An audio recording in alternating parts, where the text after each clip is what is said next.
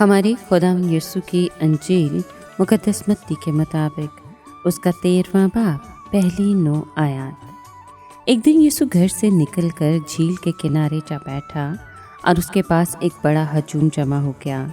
सो वो एक कश्ती पर चढ़ गया और सारा हजूम किनारे पर खड़ा रहा और वो उनसे बहुत सी बातें तमसीलों में कहने लगा कि देखो, बोने वाला बीज बोने निकला और बोते वक्त कुछ राह के किनारे गिरा और परिंदों ने आकर उसे चुग लिया, और कुछ पथरीली ज़मीन पर गिरा जहाँ उसे बहुत मिट्टी ना मिली, और गहरी मिट्टी ना मिलने के सबब से जल्द उगा, लेकिन जब सूरज निकला तो वो जल गया और जड़ ना रखने के सबब से सूख गया।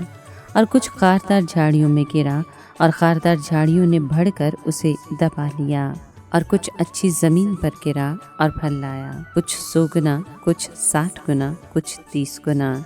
जिसके कान हो वो सुन ले।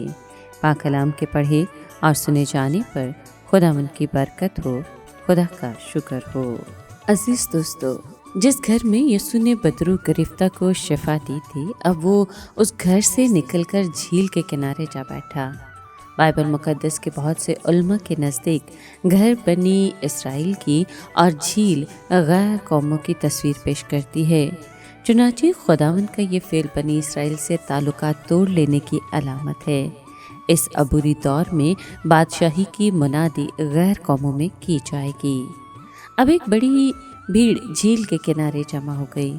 चुनांचे वो एक कश्ती पर बैठा और तमसील में उनको तालीम देने लगा। आज की तमसील का ताल्लुक एक बीज बोने वाले से है। उसने बीज 4 मुख्तलिफ किस्म की ज़मीनों में बोया और हस्बे तवक्को हर सूरत में नतीजा मुख्तलिफ निकला।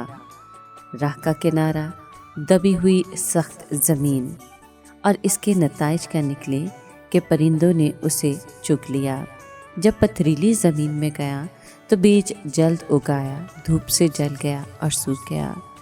झाड़ियों वाली ज़मीन में बीज उगा मगर झाड़ियों ने दबा लिया और बढ़ ना सका।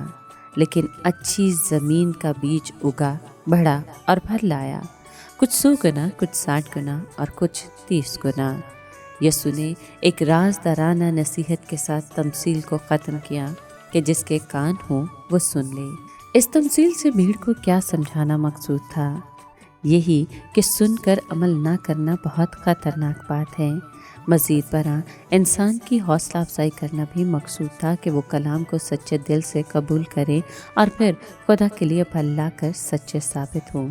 जहाँ तक शागिर्दों और मुस्तकबिल में मसीह के पैरोकारों का ताल्लुक़ था, ये तमसील उन्हें एक हौसला शिकन हकीकत के लिए तैयार करती है कि ऐसे लोगों की तादाद निस्बतन बहुत थोड़ी है जो पैगाम को सच्चे दिल से सुनते और निजात पाते हैं। इस तरह मसीह की वफ़ादार रियाया इस खाम ख्याली से बच जाती है कि अंजील की बिशारत से सारी दुनिया ईमान ले आएगी। फिर इस तमसील से शागिर्दों को अंजील के 3 मुखालिफों से खबरदार किया गया है।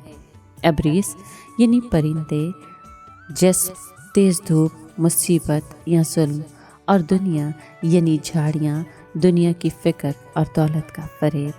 आखिर में शागिर्दों को इस अजीम मुनाफे का रोया दिया गया है। आखिर में शागिर्दों को उस अजीम मुनाफे का रोया दिया गया है। आखिर में शागिर्दों को उस अजीम मुनाफे का रोया दिया गया है जो इंसानी शख्सियत को इस रूहानी कारोबार में लगाने से हासिल होता है।